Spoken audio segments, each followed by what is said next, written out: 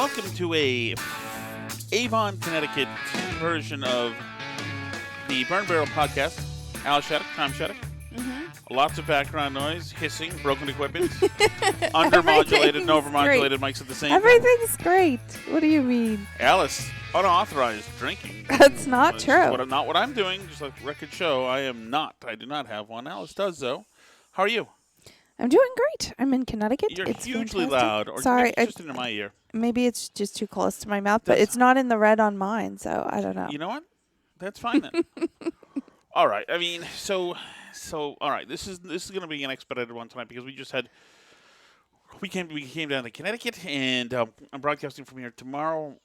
Alice was 2 hours late, and then we saw friends lovely folks, Juan and Sarah, and lovely family, great house, nice people, just great food and all sorts of that stuff. Well, I had my Weekend 180. Alice ate whatever she wanted to, including That's some not cheesecake. true. I ate Weekend 180 friendly you heard too. that cheesecake? I'm not sure. No, I did not eat cheesecake. Lots of cheesecake for Alice. I guess I found the volume. So what's happening on the shows that we're usually so what it is this whole campaign is. Why is the dog barking? Hello? Maybe because kids are jumping everywhere? I just don't want her walking through my camera cord. She's going to freeze it. Pepper, buzz Can you up. move that over there, please? Nope, you move the camera. Go, Pepper. Go. That's incorrect. He's just trying to let the dog through. Poor James. All right. So this whole experience is what we're seeing in Washington, D.C. This is just part of a symphony. Everybody's saying the things they think they should be saying. The left simply is going to indict Trump, and everybody is doing their part. The media is doing their part by not asking tough questions, by having legal analysts saying, my goodness, this must be really, really serious. I hate to say it, but by all accounts, if there's this much scrutiny, and they've been at it this long, the FBI, with the White House, and these documents, then I can't think, but this could only be something extremely serious and on a level perhaps we haven't seen yet before.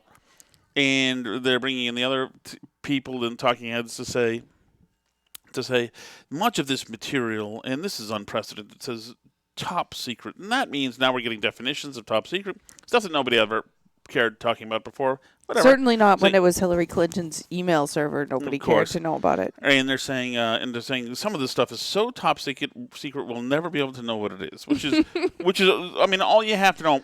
This is an orchestrated. This is a performance art. This is a production. It is. There's nothing to this that's organic. Obviously, Merrick Garland felt the heat from the January 6th stuff. And they're using this wide swath now for him to at least deliver them a pile of stuff. That way he's done his due diligence. They could have subpoenaed specific documents that they're worried about having gone missing. But they're not going to because they don't have specific documents. They want to They're casting a wide net. Right. They want to go through a whole bunch of stuff and see if they hit pay dirt. And they'll mix that with what Adam Schiff says, and they'll build a whole narrative, and they're going to try to make it seem organic whatsoever. We already know how it ends. And they're going to indict Trump, and that's going to be the thing. And I mean, the idea they're going to indict him right back into the White House. Well, maybe yes, we'll get there. But the thing is that to me, it's really just highly.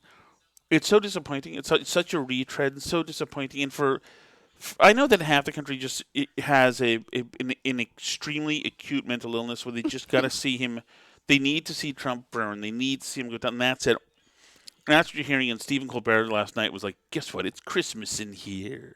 A grown man, like a 60-year-old man, who's saying it's Christmas in here, who feels like because Donald Trump is a mean New Yorker who's bad in that he gets to see that he might go to jail. So doesn't care why. They've wanted to send this guy to jail forever. These people are obsessed with it. These people are obsessed. It doesn't matter. This is just the latest reason. I guarantee you, if the FBI says they found the wrong rated lawnmower blade on one of the ride-on lawnmowers from Mar-a-Lago, suddenly everybody on the left will know everything about lawnmowers and lows. That's never before. This is really. They just need him done. That's what this is. Well, yeah, and they've like personalized the Trump presidency to such an extent, and this was going on even from the beginning of the Trump presidency. Like, we certainly saw that living here in Massachusetts, right?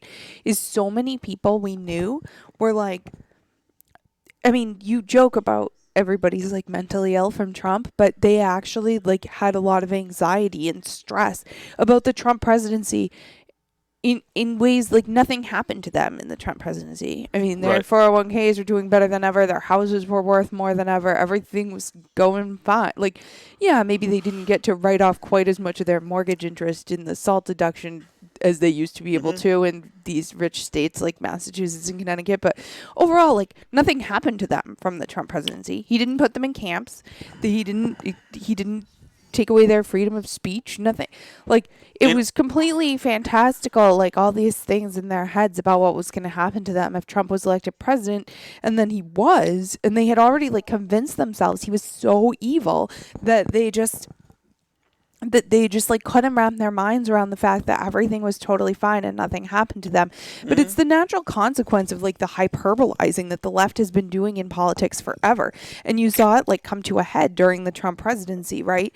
And you know, saying that people would die because of net neutrality, saying that, you know, people would die if Obamacare wasn't passed, like these various things, right? They've tried to make politics like so critical and important. It's really their religion at this point, right? Like, this is the thing that they really care about. That's like an article of faith, all this stuff that like Trump is racist and he's a criminal and all these things.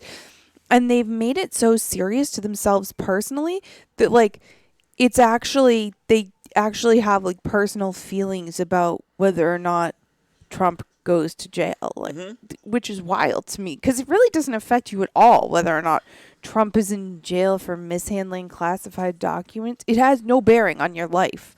Like, it just doesn't. You know, if the DOJ is out of control and just like persecuting political enemies, which, you know, that's not a fantasy. That's something that like the Obama DOJ literally did to Trump, the candidate. It's something that the Obama IRS certainly did to Tea Party groups and other people that they didn't like. Like, the politicization of the executive branch is not a theoretical possibility. Trump putting gay people on trains to go to camps, that's something that lives in your imagination. That's not real. But like, the Democrats politicizing the executive branch to go after political enemies is something that actually happened and is happening now, which is why people are concerned about the Mar-a-Lago thing and take it seriously. But the left cares about the Mar-a-Lago thing because they have a personal, emotional investment in the fate of Donald Trump, which is disturbing and weird. Like, I don't know what to tell them, but just like seek help because it's not healthy for you. Like, your real life is out here. What happens to Donald Trump at Mar-a-Lago doesn't impact you. It just doesn't. And the thing is that in 2015, had Donald Trump declared, or I can't say that, but let's say Hillary wasn't running, and Donald Trump was a Democrat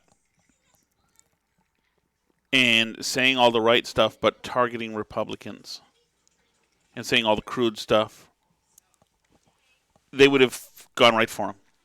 It's just about, he wasn't evil until he became a Republican. Oh, they would have loved him. See how they treated Avenatti, who's just as sleazy and a grifter and a liar and everything that they want to say Trump is, right? He's no better than Trump, like ethically, morally, whatever. And they had him on and treated him as a serious presidential contender. I'm sure they would again, even though he's actually been to jail now. I'm sure if he announced he's running in 2024, Brian Stelter would have him on all over again and sip his coffee from his mug and say, yeah, fascinating. So what's your platform going to be when you run for president? I mean, like, they treat that seriously, and he's just as much of a scumbag. I mean, the Clintons are obviously total sleazy scumbags. Right, but this is not, in other words, Trump filled a space that they need every year. Remember what they did to George W. Bush? George W. Bush was Satan, Hitler, Satan, Hitler, Satan. Open talk. Well, but George W. Bush, open talk about shooting him at all these things. I wish he died. We could shoot him. This, that. Said he's a war criminal, killed, sucks, terrible. He's sleeping with Condi Rice. It was all the same stuff. And for many people, it became an obsession. Right.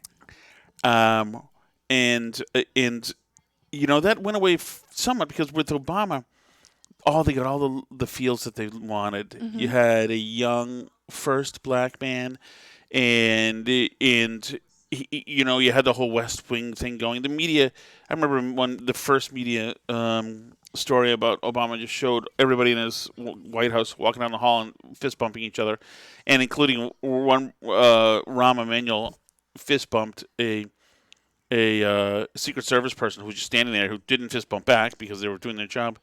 But he was strutting and just fist bumped, and the NBC showed it, and it was obviously it's a Riefenstahl film, is what it is. Showing all the feel good. So now the hip people are, and so I think a lot of people said, "Oh, the coolness has arrived that I was hoping that the White House would look and feel like the Aaron Sorkin one." All the smart people. There's a lot of good-looking people there. Back then you had Mary Harf and a lot of double speakers for Jay Carney, etc. For Obama that also would be overly articulate and overly wordy, and people could say, "Oh yeah, they owned him, whatever." And I think to them, things felt so right. I think seriously, it was a validation. It was the ultimate in the virtue signaling validation. Look how good I was part of something good. We all went there. We all went and made sure that he's my president, the first black president. You notice? I don't know who would vote against the first black president. Nobody knowing anything about anything he's standing for. And he no did not scandals. have a great right. No scandals. Right. And he was the tan suit. And the tan suit, which is not something that exists, but just to start off, right out of the box, remember. And I think this is right out of the box. Remember, he had that photo op with Air Force One where they strafed Lower Manhattan. Right.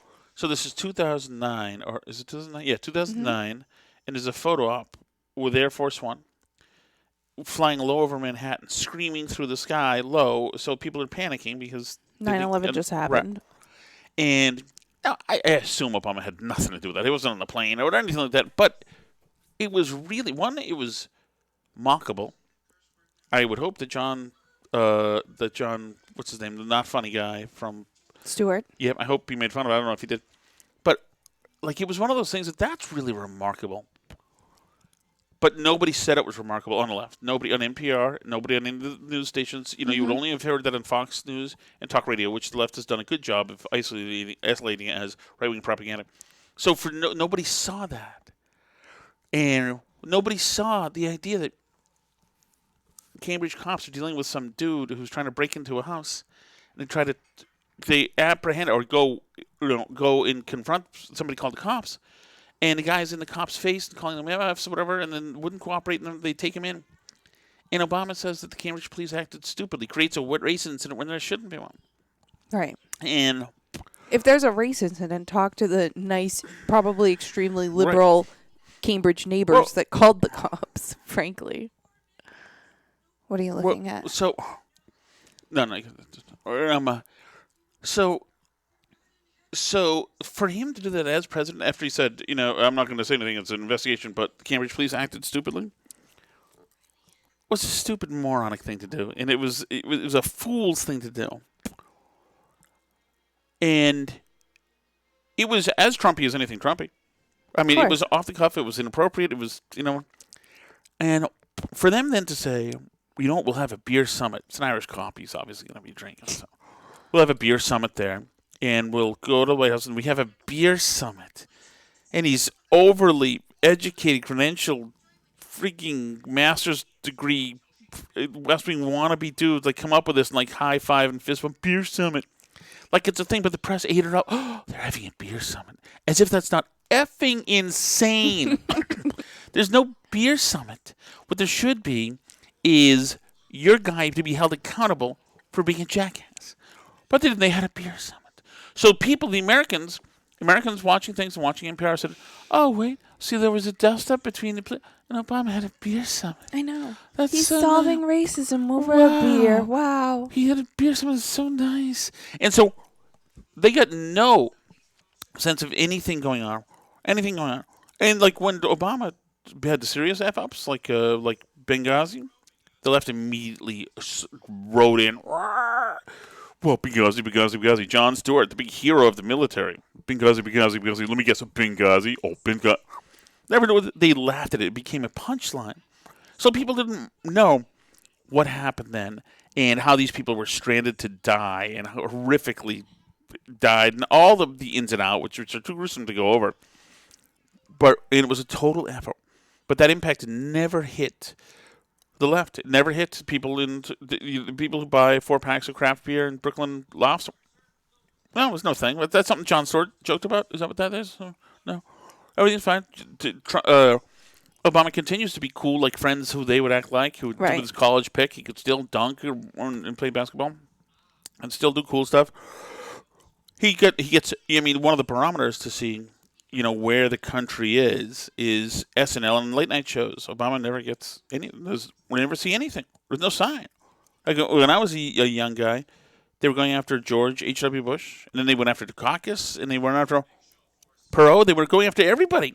And so, all these people were lampooned as fools, and it was so funny. And it was so, Obama got none of it. None of it. There was no speck on him whatsoever.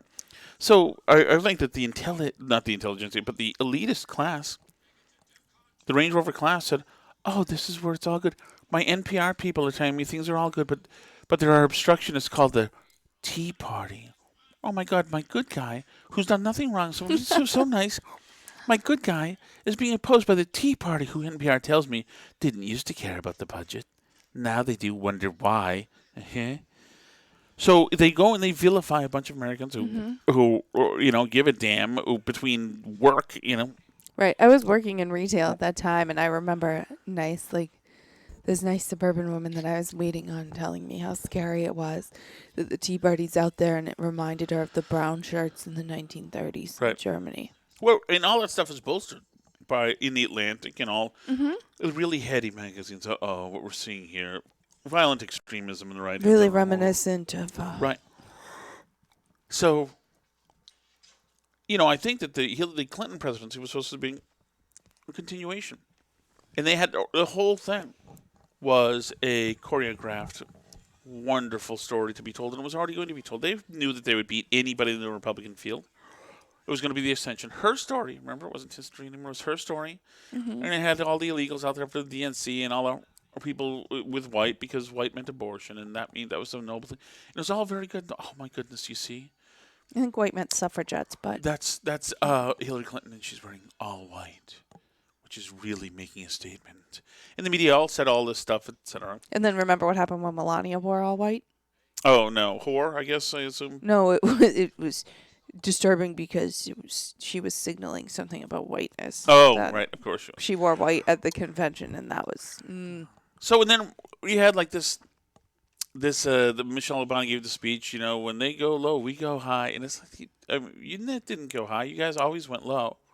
You always accused half the American people of being dummies and stupid and, they cling to the guns, typical white people. I know these are old things now, but these are all things that are really astounding to hear. They were extremely negative, cynical people, the Obamas that are.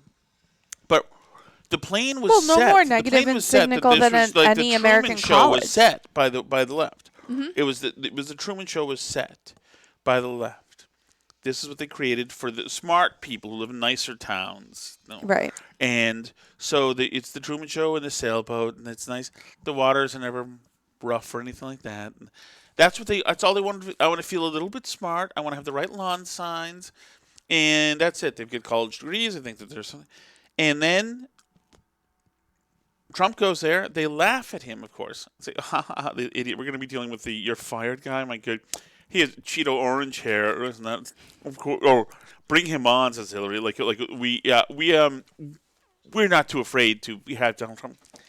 And he goes there and does the impossible and blows their minds.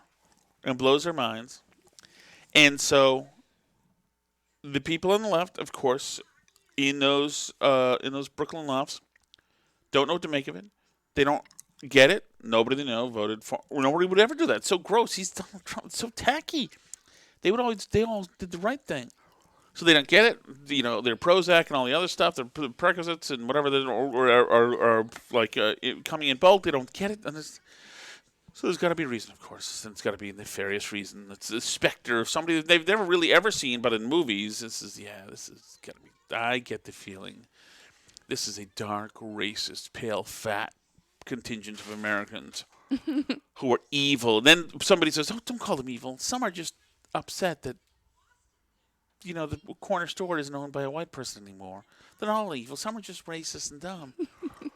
But they consider it a state of emergency because they can't be that wrong. They can't be that wrong for what's going on. Right, or out of touch. Right. They can't. It's not possible. So the people who run the Truman Show say, you know what? Put the white caps in the water, make the waters go crazy, put storms in the streets, put whatever.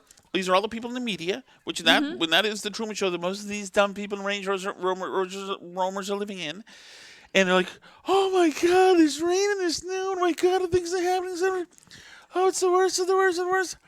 And which brings me to the modern day and this redux that we're having here. Now, it's the same thing. Okay, add the elements. Okay, this is the show prep meeting for the Truman Show part 46,000 with Trump. Now add Mar-a-Lago. Add boxes. He'd steal boxes, right? Would he steal boxes? Show of hands. Yeah, he'd steal boxes. What's in the boxes? National Archive stuff. Yeah, but is National Archive... let's get somebody from the law department here. National Archive boxes? Wishy-washy? How about just the history of that? Is that such a... Okay, Sandy Berger did that thing and other people did. Okay. Then what can we put in the boxes that makes it different? Nuclear secrets?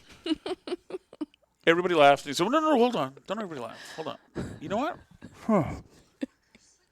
Bill, do me a rating, a analysis on how much it would take us to make that permeate so that the idiots of this country actually believe that to be a thing. Okay, I think we can make it work. Okay, nuclear secrets, that's fine.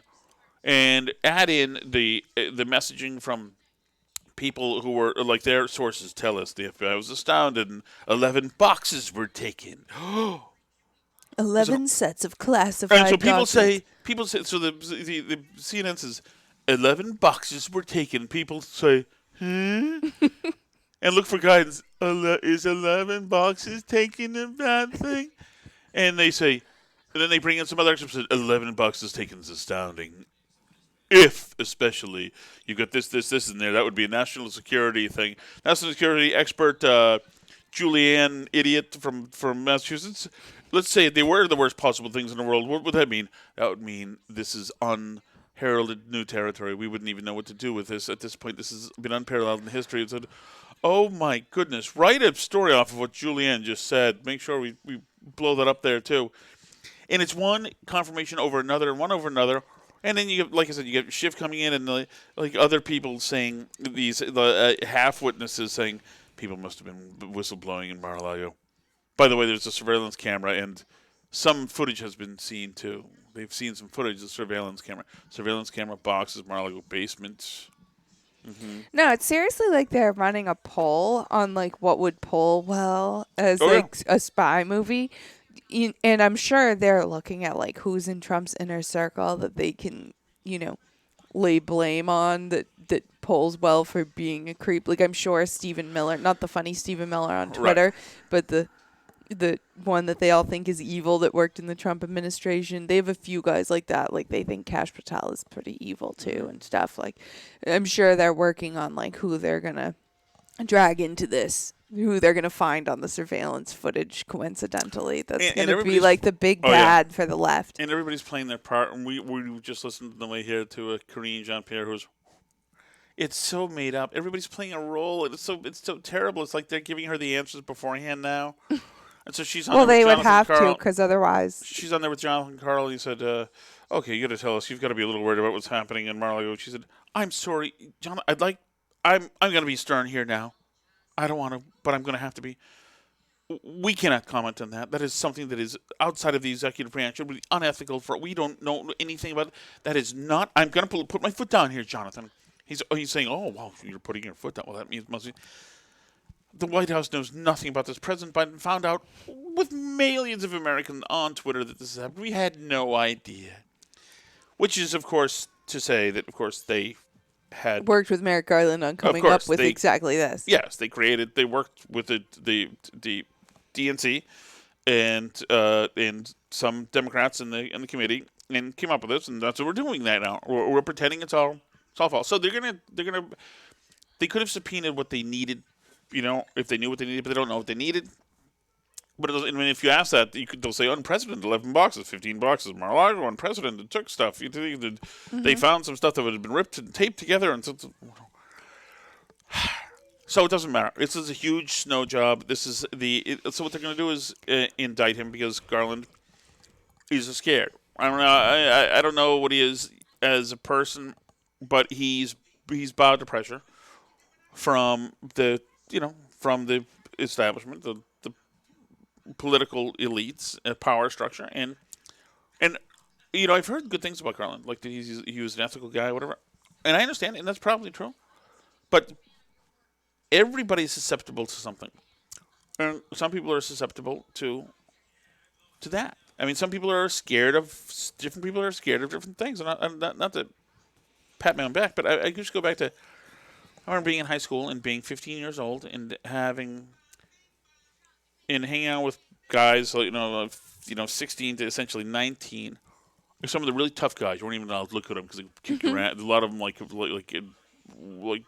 real. They were tough as hell. They would fight cops and this and that. And I remember how to a person they were afraid to try to buy beer in a packy. And so I would go in and I would do it. And they weren't like pushing me to go. And they weren't saying you have to go in. I would say because I was going to go anyway. So I'd go in as a 15-year-old with my real license. Which is ridiculous, because it's just you're off by a few years. Yeah, it's a numbers game. So they're like, "What? Do you know the rule here? Like, the drinking age is not 15." But I just kept trying because I was like, I want to get beer. It's for Saturday night, whatever. So I would take beer orders for 17 and 18-year-olds who were scared because they were tough guys when it came to pushing people in the hallway. But when it came to like stuff where you go into a bad fluorescent light, beer place with dudes behind the counter, and pass yourself off without your real license and that's like, so they were scared of that. And so that's what I'm just saying that like every tough guy, like even like stalwart people like Merrick Garland, somebody scared him. Somebody called him or took him aside and said, listen, and the left has, and the right has them too. Like your whips in Congress, etc. And the tough guys like Rahm Emanuel, and the right has them too. I think Pat Buchanan was a tough guy. Maybe James Baker. Oh, you know who a big one was? Sununu was a hothead tough guy who would take somebody in a real tough way. Say, listen, effer, you're doing this for this. It would convince you. And between that and the world saying something has to be done, Trump, he yelled at the Secret Service and tried to take the steering wheel, whatever.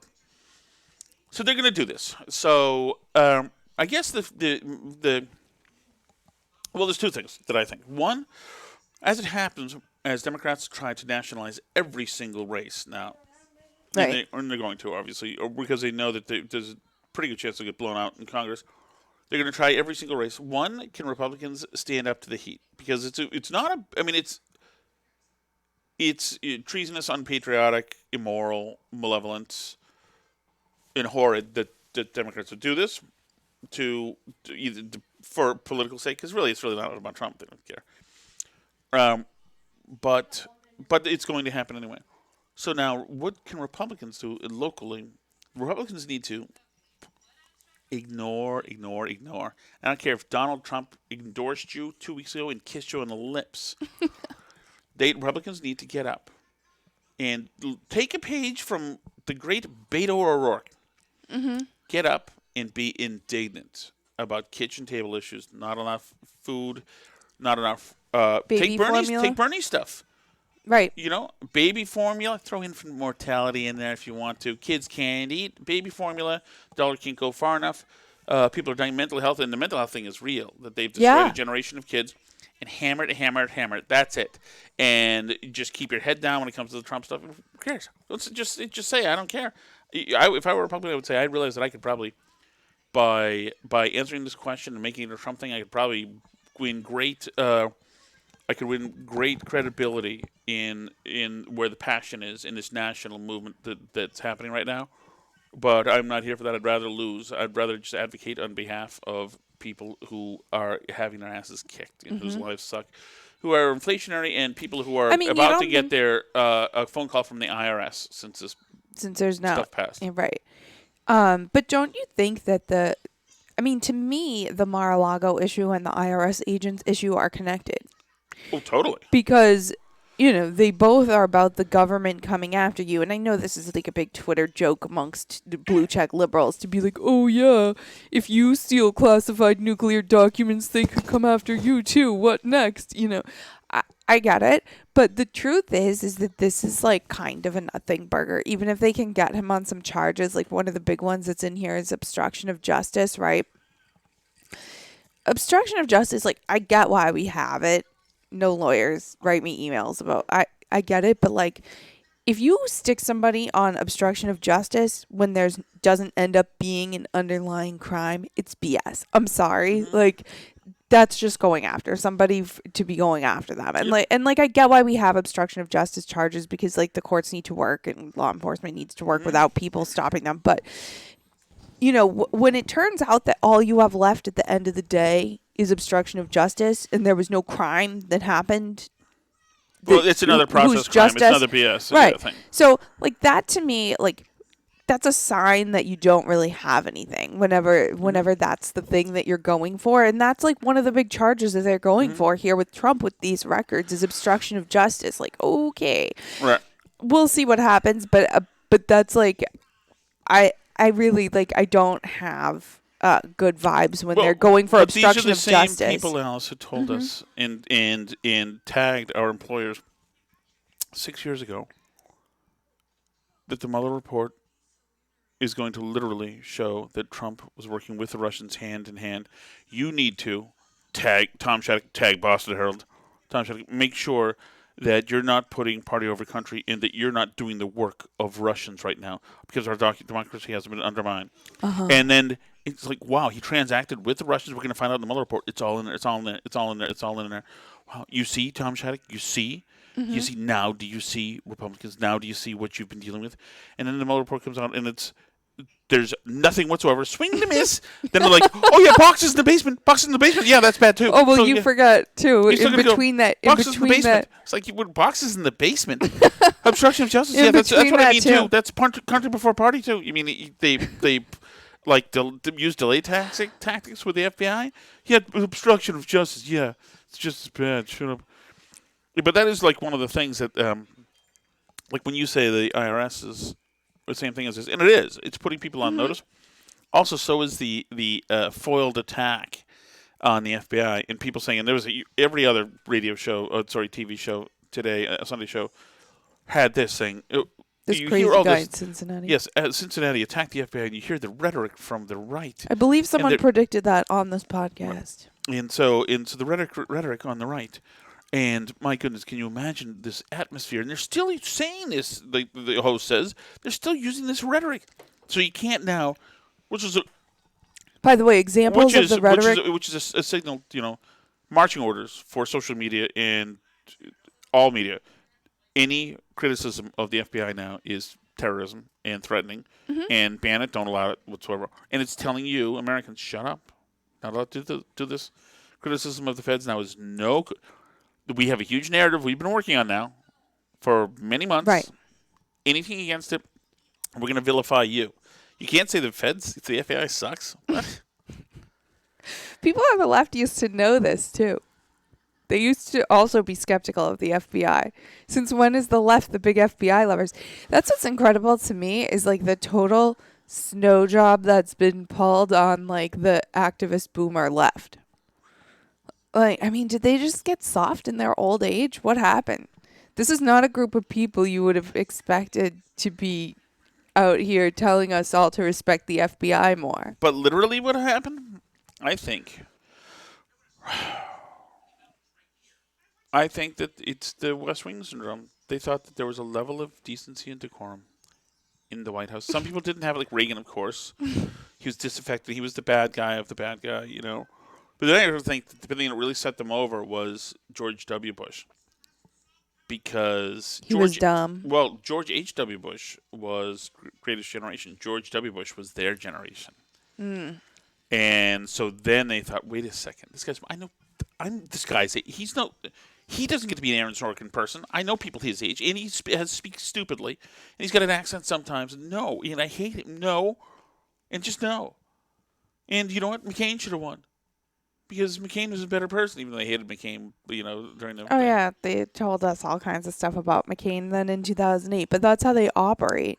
I mean, now they're all like Ellen DeGeneres hangs out with George W. Bush, and they all like are big buddies with him, and he's great, and his paintings do great. I mean, now he's like totally back in with the in crowd now that he's not president anymore, which just goes to show you that the whole thing is like such a charade and fake. It's all fake. I mean, who doesn't think, by the way, like that the elite people, whether or not Trump serves another term, when he's like finally done with politics, when they have like the next person to hate, like 10 years after Trump's like done doing anything, they'll like Trump again too.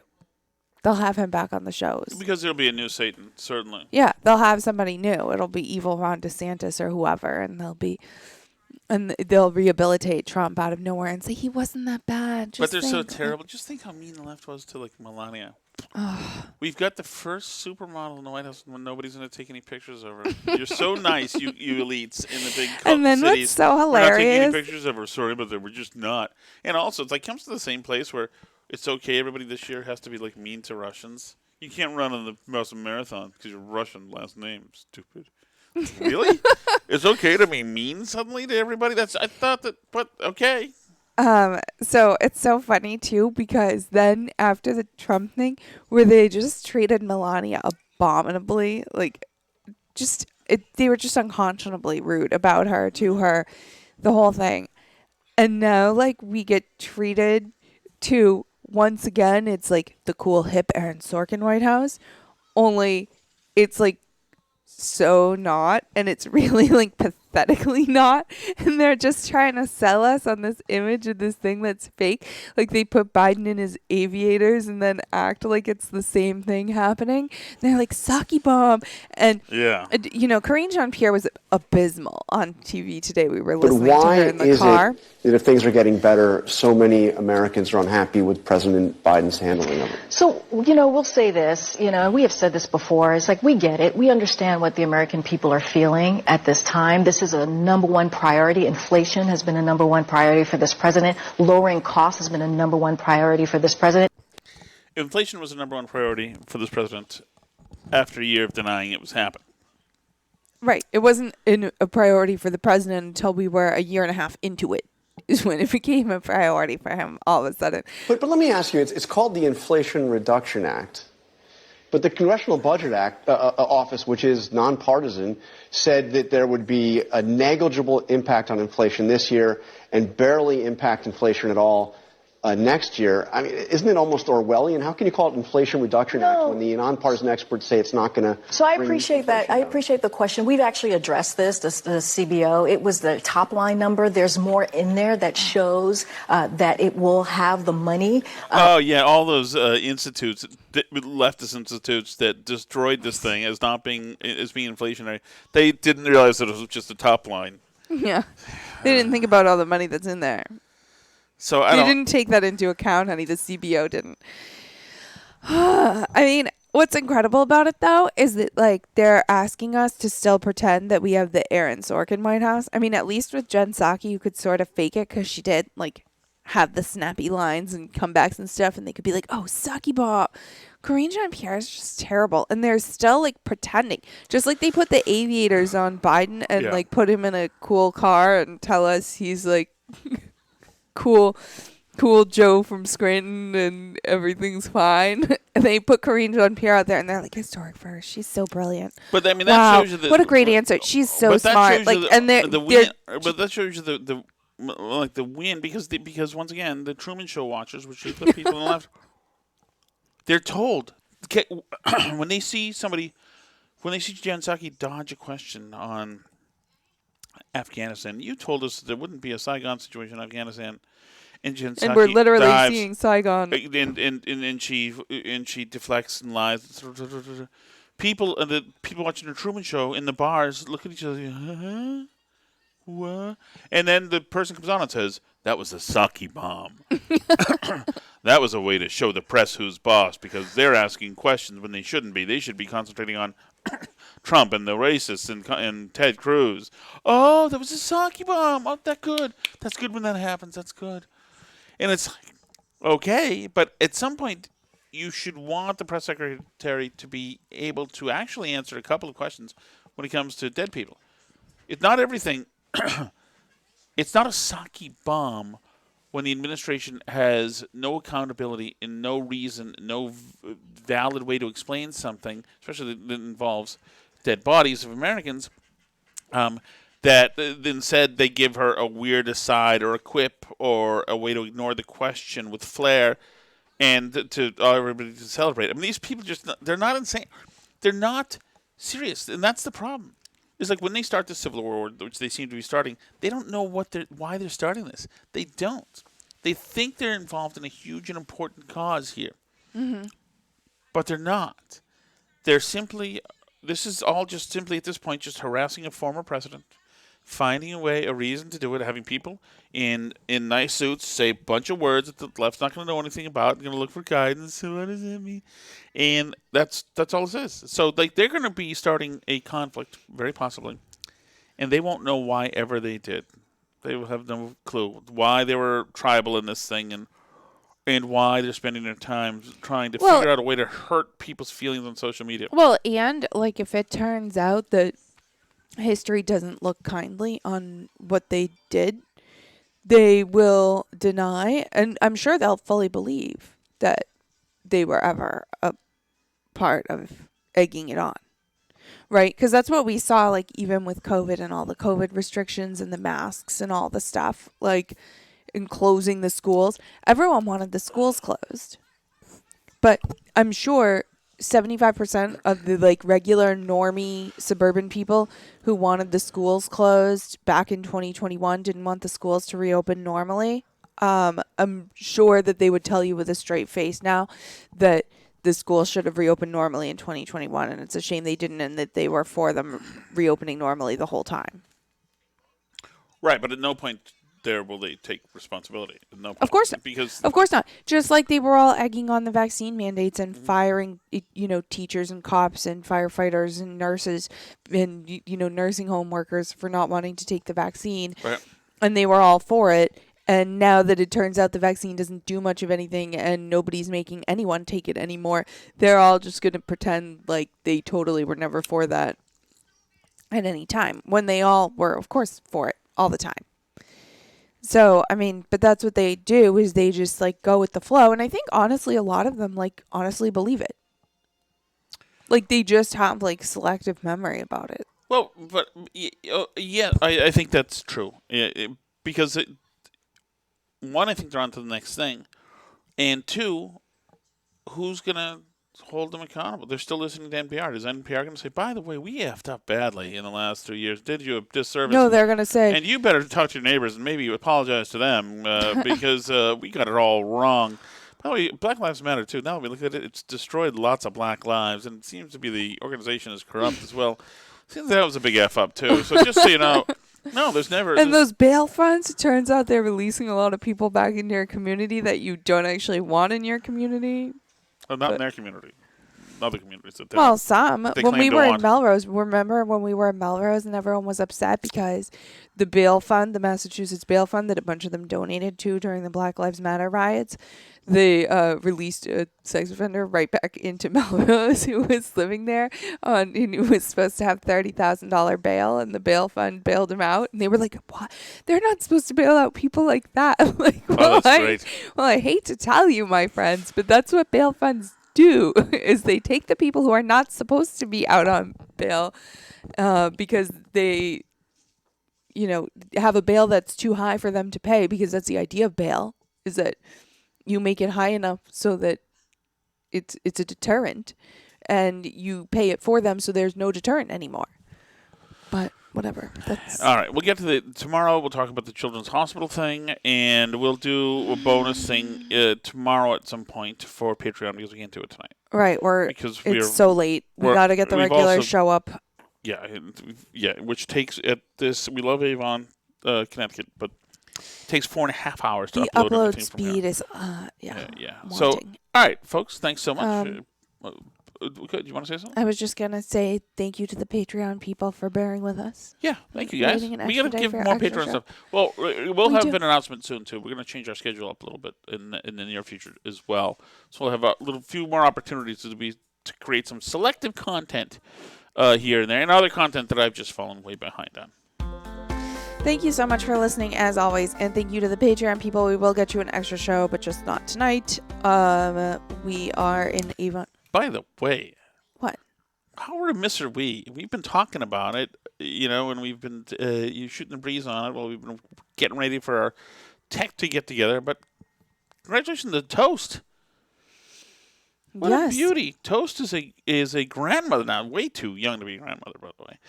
But the world got even more lovely with Toast's new grandchild. Congratulations, Toast. I won't give any details away until you give us the green light, but that's great. Congratulations. Thank you so much, everybody. We will get to Chat at some point too, but also not tonight. You can leave those messages at burnbarrelpodcast.com.